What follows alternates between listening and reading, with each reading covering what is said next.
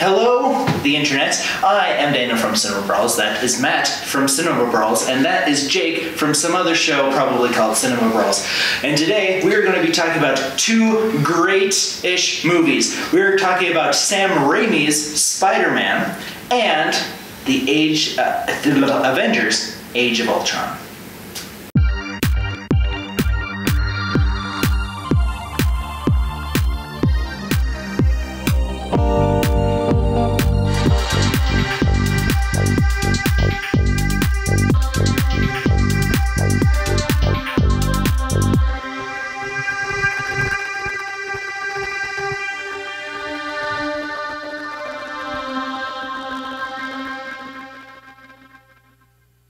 Sam Raimi's Spider-Man is directed by Sam Raimi, as evident by Sam Raimi's Spider-Man, and stars Tobey Maguire, Kirsten Dunst, Willem Dafoe, James Franco, Cliff Robertson, Rosemary Harris, J.K. Simmons, and Bruce Campbell.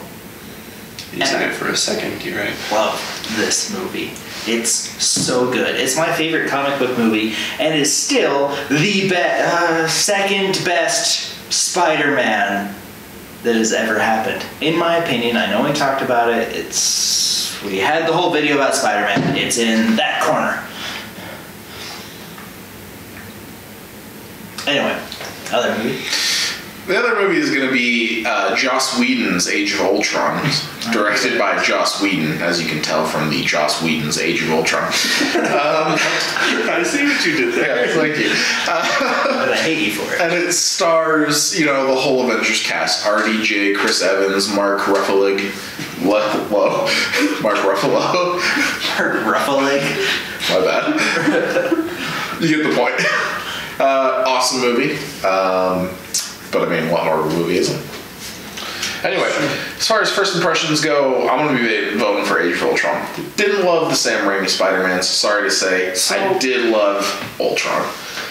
Let me just say something here about my first impressions. This is going to be an episode all about me. It really is. And here's why. As opposed to every other episode, yeah. You're right. They're mostly about Jake. So this is going to be a particularly tricky episode for me because Daniel, as he previously mentioned, loves Spider-Man and will only vote Spider-Man. Jake hates this Spider-Man movie and will only vote for Ultron. I'm in the middle. And I don't know what to do. I have looked through it and I've written down notes and I have pretty decided on the categories except for one, and it's the last one, as luck would have it. Oh, you. So this will be a nail biter to the end. Alright, well, let's get started. On your mark, get set, brawl. Story. I'll go ahead and start this off because I know Daniel's going to want to talk a lot during this video. I feel like I've made my points clear. I'm going to try to keep this one brief. Great. Well, we can try. Age of Ultron is honestly one of my favorite Avengers movies, mainly because I love Ultron as the villain, but I think it's really interesting because this time, it's an Avengers movie for one thing. You get all the superheroes in there. I love the superheroes interacting and getting together, but this time they created their own threat. It's something that they have to go up against themselves, and it's just the way Ultron is and who he is, and he can switch around bodies. He can make his own body. He created Vision, basically. He did. And he thought to himself, what would be fun? I'm going to destroy the Earth with a comet or meteor. Just the whole storyline is so unique and interesting in itself that I would very much like to vote for this one. Sam Raimi's Spider-Man is a story of how Peter Parker becomes Spider-Man and learns that with great power comes great responsibility. And it's great, and I'm going to be voting for Spider-Man because I like this story. Sam Raimi's Spider-Man is a good story. Think about the time period that this was. This was, early 2000s. Marvel is literally clawing their way out of bankruptcy after having sold their rights to all these other studios. And there was no Marvel Cinematic Universe. There was no after credit scenes. There was no solid direction where to go, and then they made this story which was great. However, it's basic. It's an origin story, and it's awkward, and it's a little cringy because it's early 2000s and it has Tobey Maguire in it. Hey, he plays a good Spider-Man. He does. I He's agree. the best Spider-Man. I disagree. Anyways, I know you disagree. Tobey Maguire. I think Tobey Maguire's great in this movie. Age of Ultron has the better story because it's difficult to write a story that is a good standalone Act 1, 2, and 3 arc story. It's even more difficult to make that story, but then also connect it to other movies around it. Age of Ultron is the exact middle of the MCU. And so to have references to the past movies, but to lay out groundwork for the future movies, but still having a good story for itself was good. It took a lot. We're talking grander scale here. Now, this is where I'll talk about Ultron, because I'm not going to talk about him very much later. This is where I want to talk about him now. Because Ultron drives the plot. Like you said, they made their own threat. He is the reason for this happening, and it's a good story, and I'm voting for Ultron. Excellent. Moving on to character. I think that Tobey Maguire is super awkward. He's weird, he's got strange facial emotions, he cries awkwardly, he ugly cries and only ugly cries.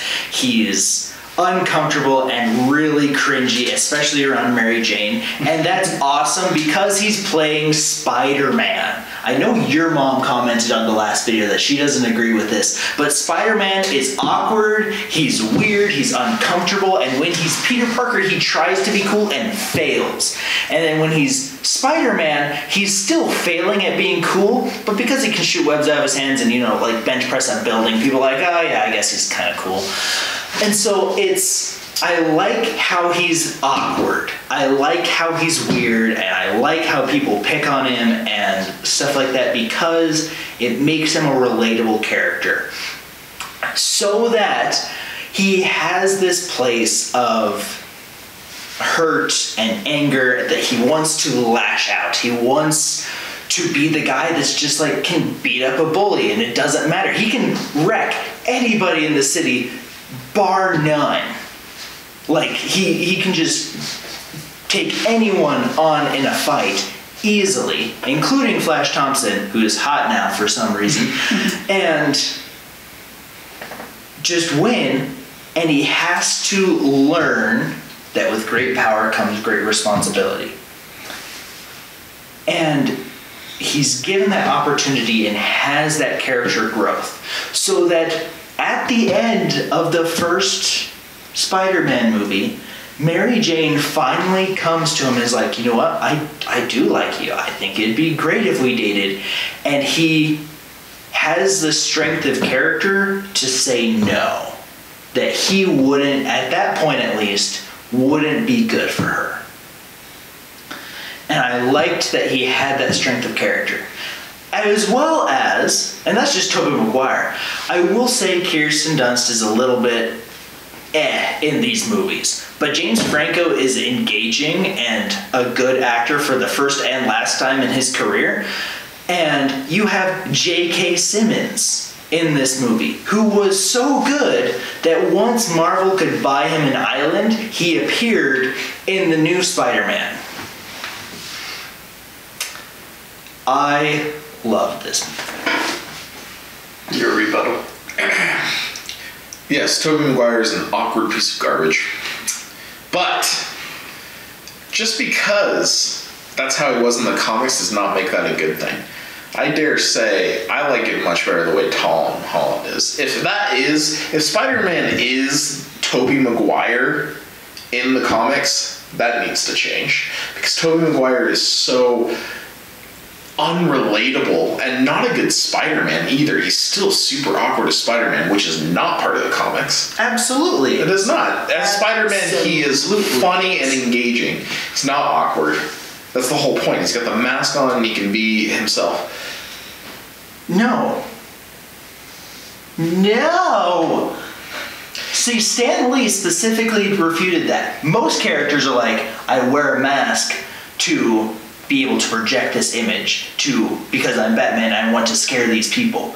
Peter Parker specifically wears the mask so that other people don't see that he's afraid. And that's what Stan Lee said. That is part of his character. Sure, but he's supposed to be funny as Spider-Man, not as awkward. What does that have to do with the mask? He's still the same person. Okay. Right, that's what I'm saying. Like, Spider-Man's a funny character. That's why people love Spider-Man. Tobey Maguire was not like that. Even if he was a good Peter Parker, and Tobey Maguire was not relatable. He was awkward in a way that was so unrelatable it made me cringe. I was awkward back then. I had a hard time. We all were. And I did not relate to that guy. I said to myself, if that guy came up to me, I'd be like, no, walk away, son. All right? And that was back then. All right? When I had the afro and the acne and the everything. All right? And see, that's the thing. And that's one of the best parts, is that he is so awkward and uncomfortable, and you still end up rooting for him. They got Tobey Maguire for a reason. If it was Leonardo DiCaprio that was I rooting for him? Wanted to, I was kind of rooting for Harry, honestly, most of that movie. Now listen, I don't want to spend all my time dissing on Spider-Man movie. I want to talk about why my movie has good characters. Okay, talk about your movie. My movie has all of the Avengers, as you know. But it also has, honestly, one of my favorite villains of all of the MCU.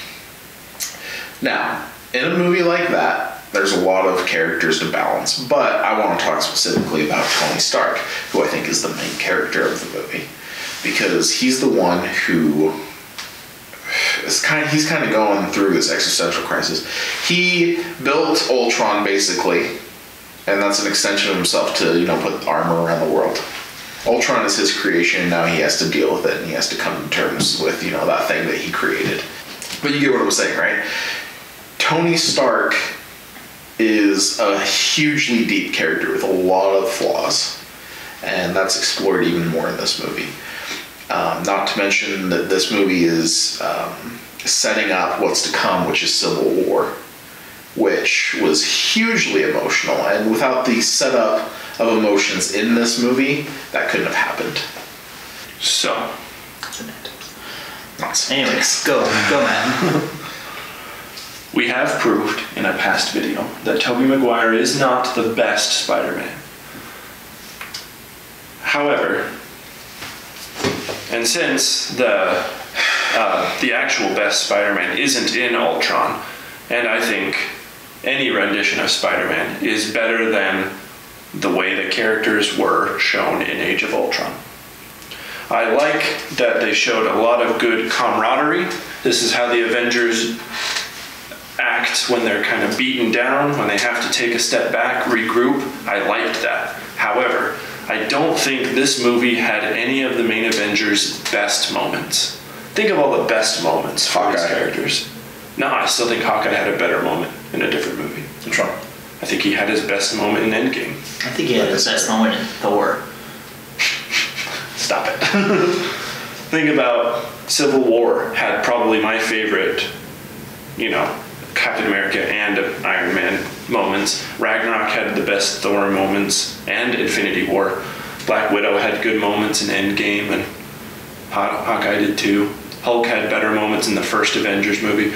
I just don't think that any of these characters really shined in Ultron as they do in other movies. And again, I like any rendition of Spider-Man better than these characters in this movie.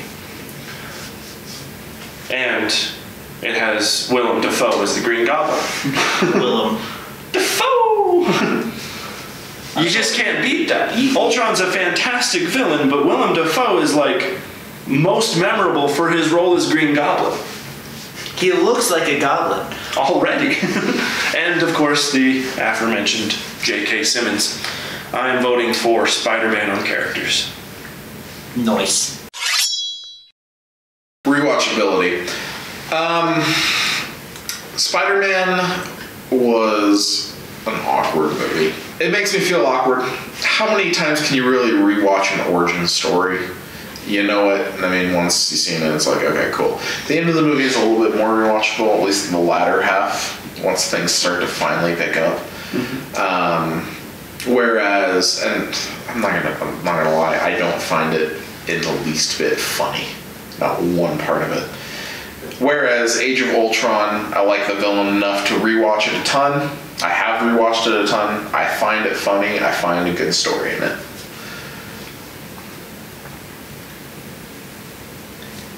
Everything you said, just the opposite. All right, go, Matt. Oh, I would want that. I'm tired. All right. Rewatchability.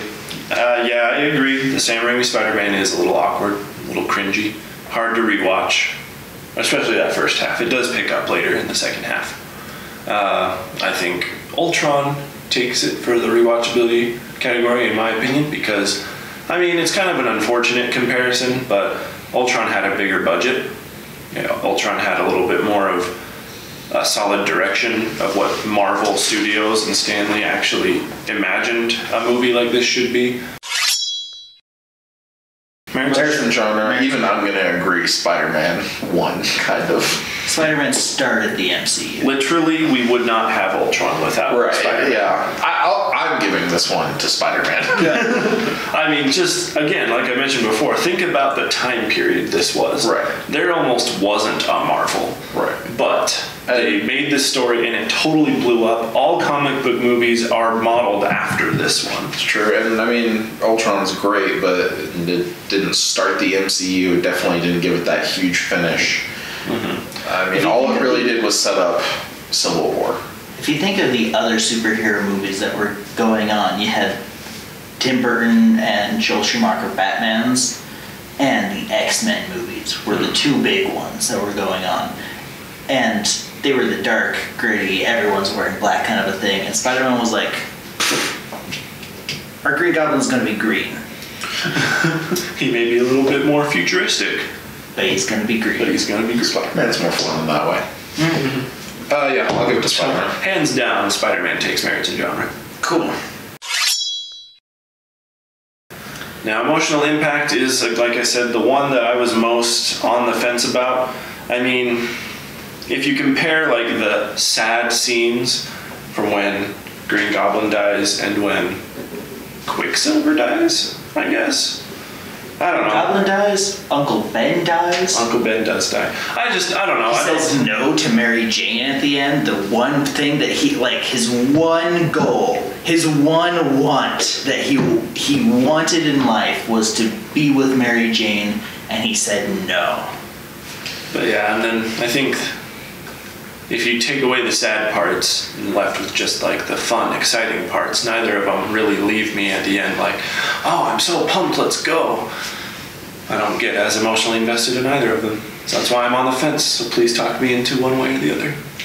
Well, I think for Ultron, the emotion that they were trying to convey was a good superhero action flick. One that, you know, kept you very suspenseful. Not necessarily one that was supposed to get you super emotionally invested as far as like characters go, like Endgame did. This was more on the Infinity War side, where the whole thing is action-packed, fast-paced, and it kept that feeling really well. I mean, it starts out, the very beginning of the movie, you know, was an intense fight scene breaking into the lab, moves on real quick, they're having fun in their, you know, little apartment.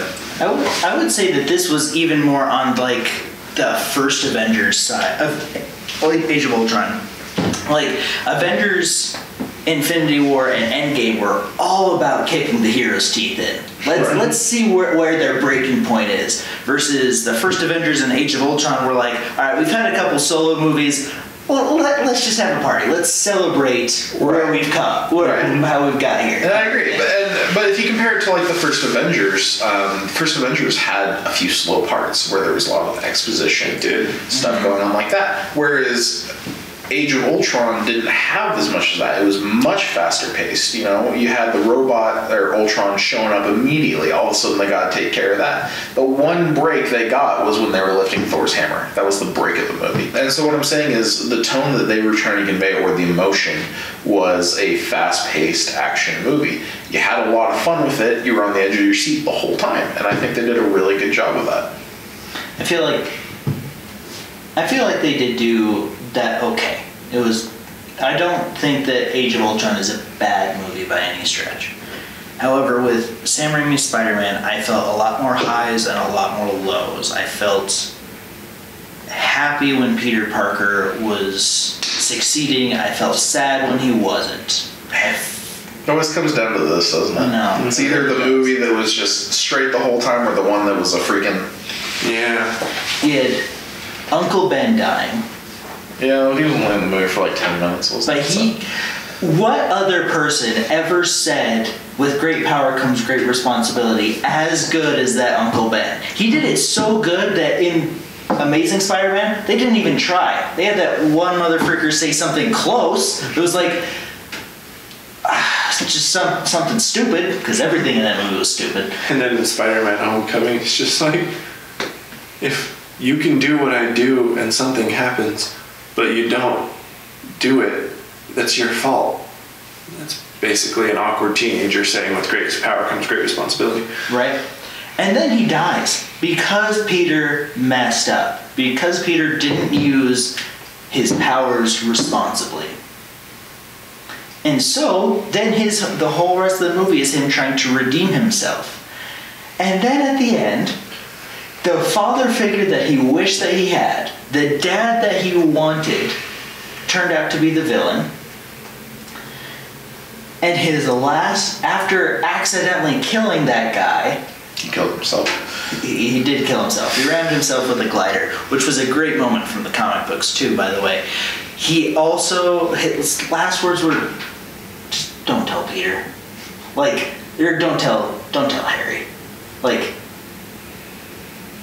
it was one of those humanizing moments that it was just like, I know, like, Willem Dafoe just being like, I know in some part of me that what I was doing wasn't good. And I don't want my son to be embarrassed of me, if that makes sense. And it hit me hard, and then him saying no to Mary Jane. The one thing that he wanted, he had to have the strength of character to say no. Alright. Well, this is tough. But I think I'm going to give it to Spider-Man. Freak yeah!